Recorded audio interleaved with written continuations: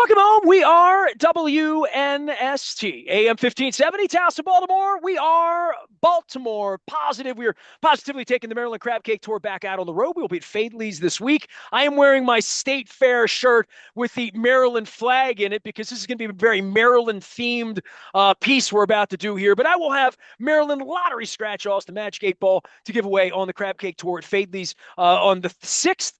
We're going to be at Pizza John's in Essex on the 21st, and then we're going to be back at Fadley's on the 2nd as we welcome the Orioles season in with the Red Sox game. Luke is monitoring all things Ravens, all things Orioles. I haven't done a lot on the Terps this year, and this guy is forever a Terp because he was my original Terp in '73, along with Len Elmore and some others. We welcome back our defending champion, our Rhodes Scholar, he a Terp, our representative as well. We welcome the Honorable Tom McMillen back on, who is still taller than me, and it upsets me every time I have him on. How are you, Tom? How's life? Good? Everything's great. Every time I see you on Facebook or social media, I get very hungry for crab cakes for some reason. It's working. See, it's working is what you're telling me. All the marketing, it's out there. It's working. I'm going to get in. Yeah, I want to get into Trump and I want to get into politics and your side of the aisle, and which is my side of the aisle, by the way. But the basketball thing and where we are this week, I'm up here and I always say we're at WNST, Towson, Baltimore. And some people, like even Elaine Bennis and Seinfeld, Tosin, don't know how to pronounce it, like Bowie or Bowie. When Towson starts playing some good basketball, it's got the juices flowing up here. Maryland's playing some good basketball as well. There's some juices flowing. And I don't know why I always reach to you in March. One day I'll reach to you in the summer for a crab cake and we'll have at it. But when I think of tall guys dribbling, I think of you and I'm like, I'm going to get Tom on. We're going to talk a little basketball and then the politics thing, obviously, behind it. But the Terps and the NIL and where we are, and we're not in the ACC anymore, all of the changes that have been made.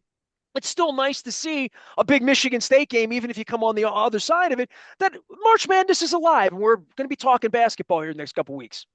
Well, no, it's a very exciting basketball year. I think the Terps are coming on appropriately at timed wise because, you don't want to be great in the beginning of the season.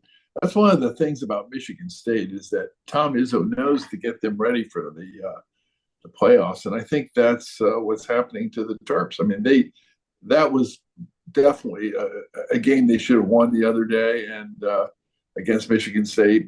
But those things happen, and they make you stronger in a lot of ways as you go into the tournament. So I think I'm very optimistic about how they're going to do.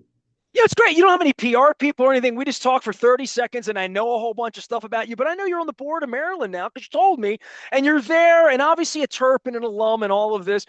Last time we got together, I mean, it might have been 2 or 3 years ago, we were NILing sort of the beginning of it, and I had attended something with Gary Williams for Cal Senior up here with Jay Wright stepping down. Since then, it's been Larinaga and some other coaches moving away from the game. And yet, I have Pat Scarry on up here, and he's 13, 14 years into this Towson thing and has sort of figured it out in this particular way and that kind of conference. I think there's still a lot of figuring out on the football side of the fence, across women's sports, and there's going to be politics in Title IX and DEI and all sorts of things we'll talk about later in this conversation when it gets to the serious part. But from the basketball part of the NIL and where the money is, and at least we sort of know how the game's being played now a little differently. It's a whole different game now. It's become extremely commercialized. Today, a coach has to recruit a player 24/7 because the kid can walk out the door and go into the transfer portal and go on to a new team. So, I never had that when I was playing. I committed to Maryland. I could have, you could have transferred, but there were limits on that. You had to sit out a year. And so now it's a very, high velocity transfers. I mean, these kids are moving around. The one thing that I think is very true is that it's going to be harder for these kids to get a really great education. I mean, some of them are bouncing every year to a different school. And I don't think that's good for college basketball. One of the great strengths of college basketball is that you knew the roster. You got to know the players over 4 years. In many respects, that's like the pros today. You sometimes don't even know the rosters. I could name, the Yankees when I was growing up, and I could name a lot of professional teams. I couldn't do that today. And I think that's one of the consequences of this mobility is that, and this transience is that you don't really get to know the team. And I think that's going to be true at Maryland. These teams are going to turn over quite rapidly. Well, I know I think last time we talked about gambling too, and that being a grave concern across all of sports, but specifically the collegiate level. And It's I was just reading some stuff about this the other day, and the United States of America is the only nation in the world that has big time gambling on sports events, on college games. When I went to Oxford, they had one gambling event, which was the crew race in London. It's a big race. People gamble on it, but there are no other events. I'm hard pressed to think of events around the world, college events, where there's hardcore gambling, but that's happening all over America, and that really can't be good for higher education. It can't be good for these kids, and I think we're going to see some real consequences from it. Tom McMillen is our guest, and you're always smarter than me, you Rhodes Scholar guys, but I don't know that I've ever in my life, and I've spent a lot of time in Europe.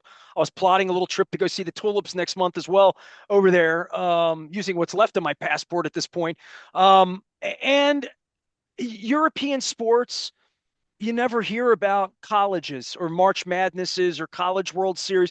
It's almost like the institutions over there still are committed to education, not to big time football or big time basketball or just big time sports in general, because all of these college programs, and I lead with Towson, I would think that Dr. Ginsburg would probably rather me lead with the education and how they're leading in that way. But it does take sports to get your attention in this country in some way. Well, it's a very good point. And if you go around to European universities or Asian universities, I mean, sports is very minor. I mean, they have basketball at Oxford, but it's very intramural. Um, they don't have the kind of high stakes sports that we have. I mean, in the United States model is very different. We're the only one in the world that has big time college sports and big time education at the same place. And that experiment has gone well over time. I mean, Teddy Roosevelt had to step in the early 1900s and deal with some of the violence in football. And there's been all kinds of scandals. But I don't know if the chapter is fully written about this, because now not only coaches are making a lot of money, players are making a lot of money. Coaches and players will be the highest paid players in states across the country. In other words, right now, coaches are the highest paid players in the state of Maryland and work for public institutions. Soon, players will be added to that list, and it's going to remain to be seen where this all leads. I worry that you could have a major gambling scandal, and so do the experts, and it would be catastrophic for a university like the University of Maryland. Well, I'm talking to a guy here, and before we get into politics and the former Soviet Union, where I heard you played a basketball game and some medals were involved a number of years ago. I think we've told that story. I'm going to have you retell it in micro. But before I get onto that, which will lead to politics, I would think if Lefty was here right now and knew that the highest paid person in the state would be the basketball coach, Lefty would have loved to have been to UCLA of the East and promised that. I just wrote that down as something because I'm such a wooden guy.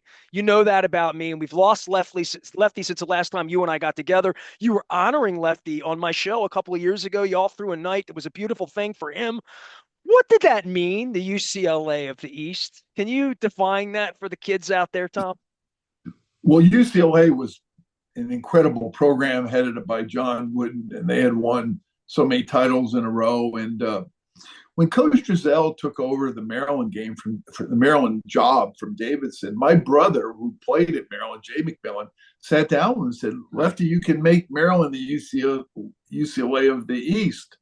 And he grabbed that kind of. So your brother coined that? Yeah, my brother. I didn't even know that, and I asked you that question. How about that? I didn't even Google that, Tom. Yeah, my brother played with Gary Williams at Maryland, by the way. My brother was a very good college player. I mean, he was in the top 5 scoring averages for Maryland for many years. And he went on to medical school and a great career. But he told Lefty, you could make Maryland, it was aspirational. You can make Maryland the UCLA of the East. And I mean, Lefty grabbed that. That is just so right up his alley. And he took a lot of heat for it over the years. But, we had a great program. In 1972, we blew through the NIT. The reason why we were in the NIT because only 25 teams went to the NCAA that year. You had to win a conference, and there were a lot of weak conferences where the conference championship got in the NCAA and the ACC that had all these great teams, North Carolina State, Duke. Only one got in, and so we ended up going to the NIT where there were only 16 teams. So, and we won that in a breeze. So, you think back at it because of our 1974 game against North Carolina State, where in overtime, several overtimes, we lost to State. By the way, my first Maryland or college basketball memory, I just want to say that was David Thompson hit his head, correct? Well, he was incredible. He was an incredible college player. That game had, multiple overtimes we went into. It was a great game. State won it, but we couldn't go on after that. That's the year that Maryland won the national title. They lost the ACC. If they were in our position, they would have had to end their season. So today it's full of second chances, and I think that's good. It's good for college sports. I got to ask you about Moses Malone in that period because I don't know the answer to all that. I know that was all part of recruiting Moses. Was that a year before or after? It was in that 73-45 period, correct? Right after I graduated, Lefty brought Moses in. He worked. So you would not have played with him. You would have missed him. But like Brad Davis, a couple of the guys that were holdover, John Lucas, it would have been an incredible team.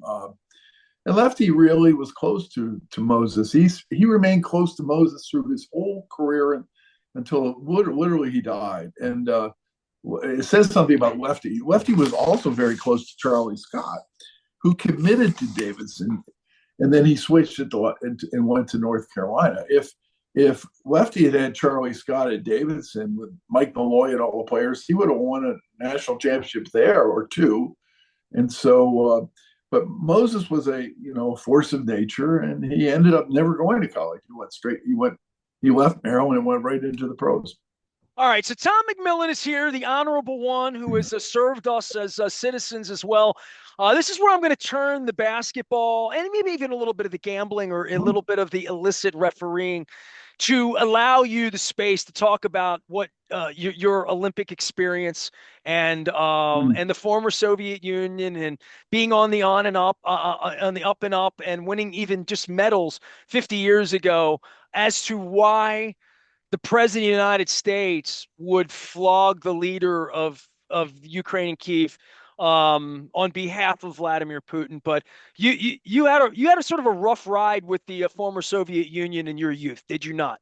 I did. In 1972, we were a young team. We were playing the Soviets, and in the finals, the World Championship on World TV, and we came from behind to win the game. But the referees kept replaying the final play over and over again. We ended up winning the game, and then after 3 different attempts, the Soviets finally scored. And where was this game being played?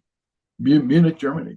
Okay, all right. So 5 days after the Israeli athletes were murdered in the Arab terrorist attack on the village. So it was a very, very incredibly emotional Olympics, starting with that terrible terrorist attack. What was a tense time all over the world because of that? I mean, it was an outrageously shocking, and I was 4 years old and remember it.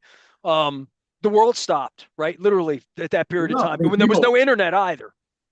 Well, ABC was watching it. There's a movie out September 5th. It's really terrific. It's about those moments, those 2 days when the Arab terrorists stormed and took the Israeli athletes and ended up killing them all. And it was we were there. I mean, we could see it. And then 5 days later, we had to play the Soviets for the World Championship. Then we ended up having to go through all of our trauma of winning the game and then having the medals taken away from us. And then to this day, we've never accepted the silver medals. They're sitting in a vault in Switzerland. So, and the belief without, well, maybe you could say it now, it's been 53 years, or, I guess it feels like 5 minutes ago, right? That There was crooked refereeing going on in a sporting event in the Olympics, correct? Well, if you go back, there's been 2 documentary films on it. So if you go back and look at it, it was just uncalled for.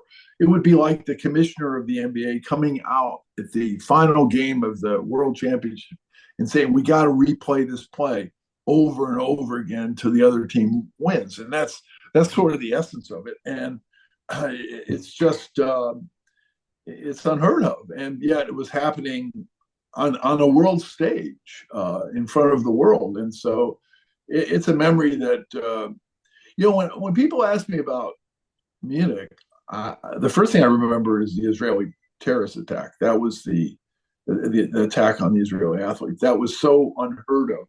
The word terrorism really didn't exist then. To have that happen in Olympic Village was just so off the charts. And then, of course, our basketball game. Barbaric was what is what we would call it then, right? Barbaric. Well, barbaric and just so unheard of to see a sports event just taken over by a terrorist action. And so it changed the Olympics. The security in the Olympics was pretty mild, and then it's since ramped up. And as you know, it's really changed sports around the world. Tom McMillen is here, good American representative, basketball player, Rhodes Scholar, Terp, all of that. So let's get on to the bigger stage of like the embarrassment of that and feeling like there's crooked this and crooked that and being on the up and up. Gravely concerned about our country right now, Tom. Yeah. Well, listen, I'm an optimist. I think our systems are strong, and that we will prevail as a country and do the right thing. So listen, I've known Donald Trump a long time. I've known him probably 40, 50 years almost.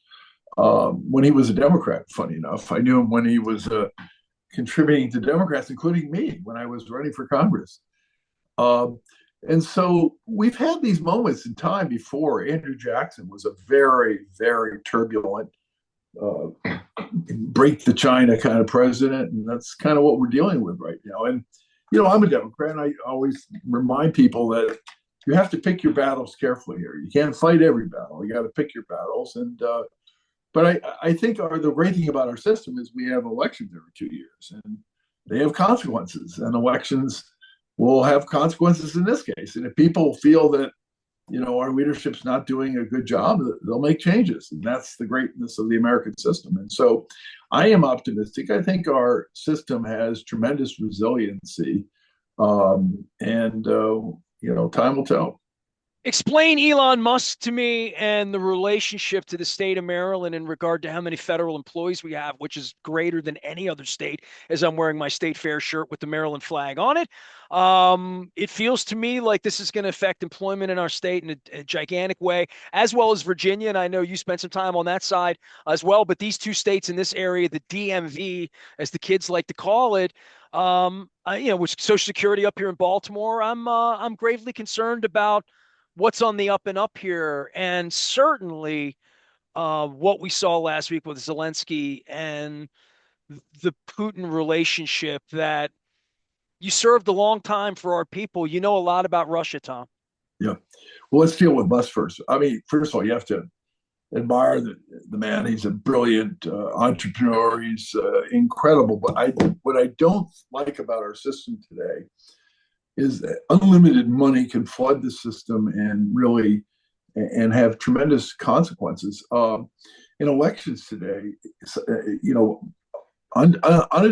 unidentified parties can spend millions of dollars, if not tens of millions of dollars, trying to defeat people or elect people. And I don't think that's good for our system. I think unlimited money that's really unaccounted for creates tremendous problems in a democracy. And one of the biggest problems with Musk is that he threatens anybody who goes against him with millions of dollars of expenditures. And that's why a lot of the Republicans don't stand up to some of the things that he's doing. And so to me, that's a grave concern. But I've also seen these things in the past.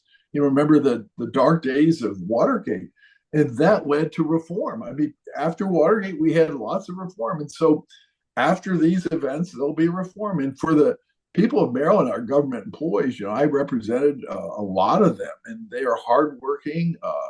They sacrifice a lot, and I think that it's sad that it's being done so precipitously. Look, our government needs to tighten its belt. We can't have $35 trillion of debt, and we need to figure out ways that we can scale back some of our expenditures. Remember, Bill Clinton balanced our budget, last president to do so. And yeah, but I don't think it should be done by sort of non-elected folks who are really have no accountability. And so I do share that concern, because there's a right way to do these things and there's a wrong way. And I think at the end of the day, a lot of this will come out and in the elections. People will have a chance to vote, and that's the greatness of the American system. Are you concerned about Trump just in general for the sanctity of the republic and putting completely unqualified people at every position with complete fealty to him? And then just sort of how disturbing the Elon Musk thing with the kid in there was, and Zelensky. It's not like we didn't see this show 4 years ago. Yeah. Inject bleach, on and on and on. We can go through it, but the the Russia thing for me. But go ahead.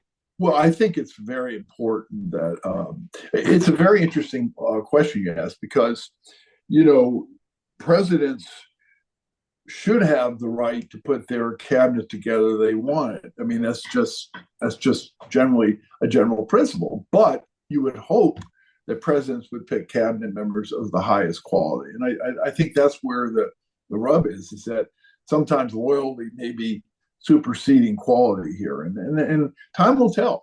I do think the American system has a tremendous feedback loop, and that is, the protests and all that kind of stuff that's happening across the country. The American people will let their sentiments be known, and it has a tremendous.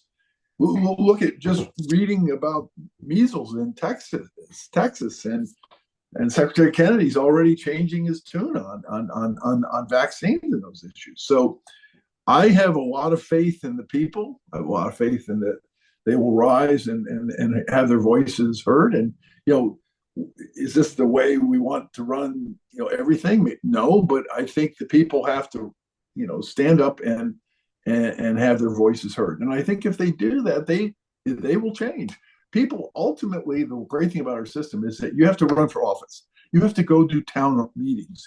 You have to be in front of your constituents, and those constituents you listen to, particularly if you're a member of the House, where you have to run every 2 years. And so as I said, I have confidence in our system. Russia, you spent a lot of time in a lot of ops meetings, suspending their counter cyber operations against the worst offenders in the history of the world.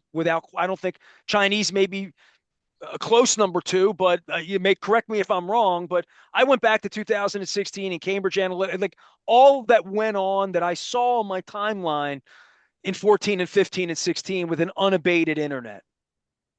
It's concerning because Putin has never shown himself to be reliable, honest, trustworthy, or any of the above. And so anytime that so if I say, what possible reason could this administration be doing this? And the only reason I could give is I remember when Nixon went to China, and because I was at Maryland and they had a ping pong game at Cole Fieldhouse, and they brought the ping pong players over. And maybe what I think the world has to be very concerned about is the coalition of Iran and North Korea and Russia and China. And none of them have anything to do with our way of life. I've been to several of those places. Listen, right? 100%. I'm trying to give you the only reason I can think of, which is that maybe they're trying to put a wedge in there with the Soviet, with Russia, but otherwise, I don't think Putin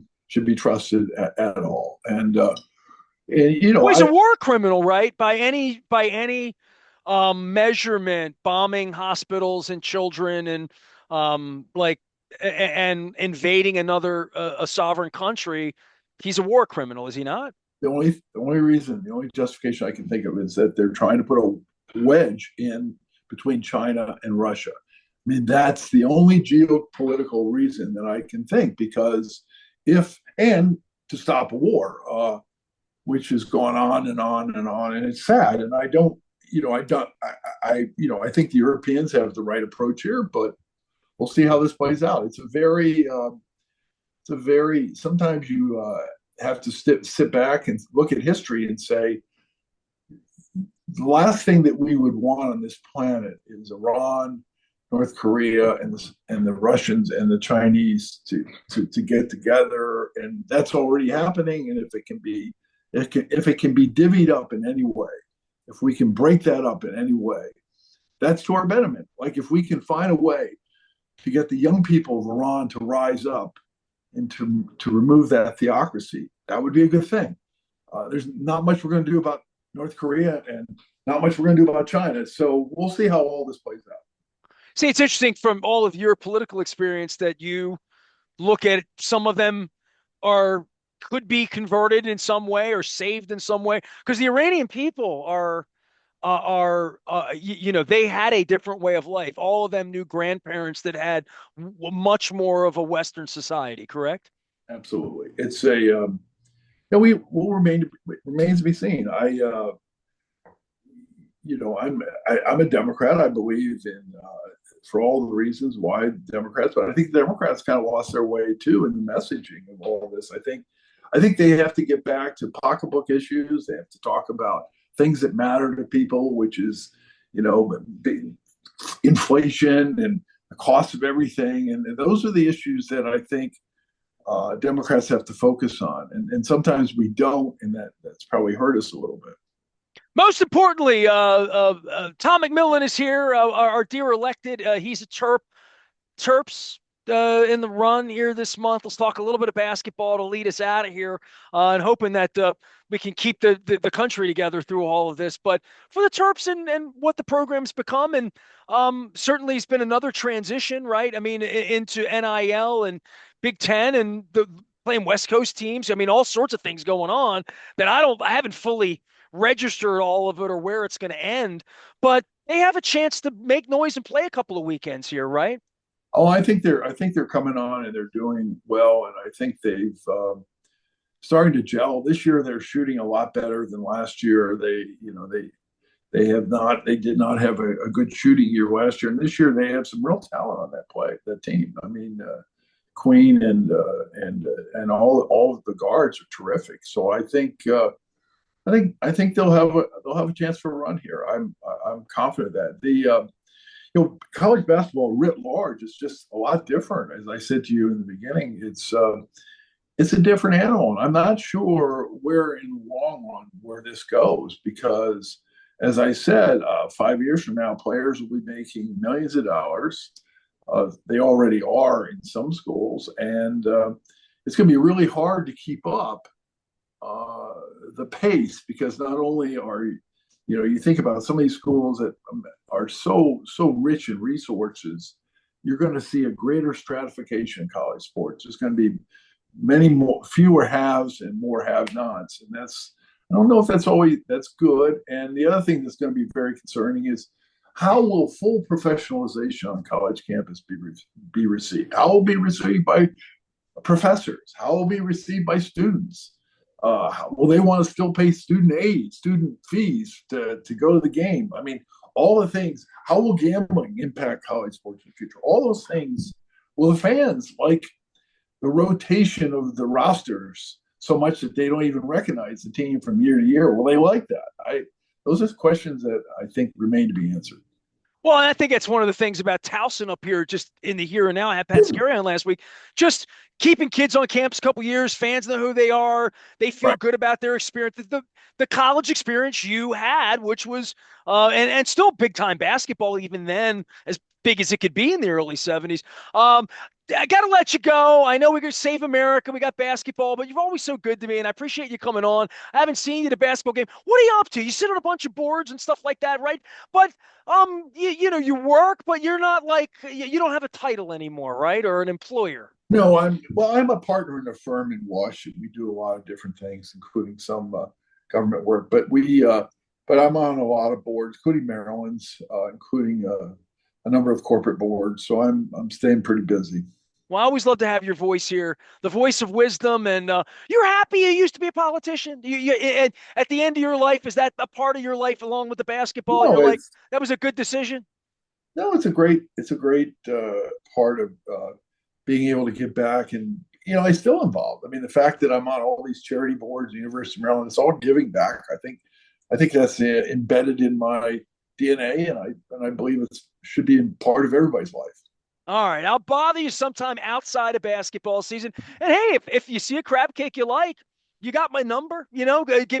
Drop me a line. Come have a crab cake with me. And we sit on the set. It's always really awkward because you're taller than me by a couple inches. So I understand. We'll be watching over the next few years both college sports and our national systems situation. We can reconvene and remember our conversation. and fix the world. We're here to fix the world.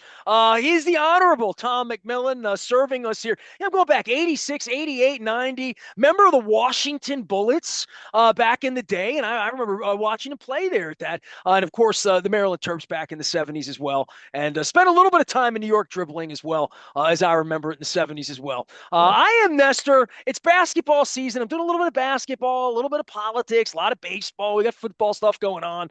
Plenty happening around here, including some musicians checking in here the next couple of weeks. Sean Palumbo from Crack the Sky and Rick Emmett from Triumph. So we've had a mix of conversations, chasing down old friends like Tom McMillan. It's always good to have them aboard. I am Nestor. We are WNST, AM 1570, Towson, Baltimore, and we never stop talking Baltimore positive.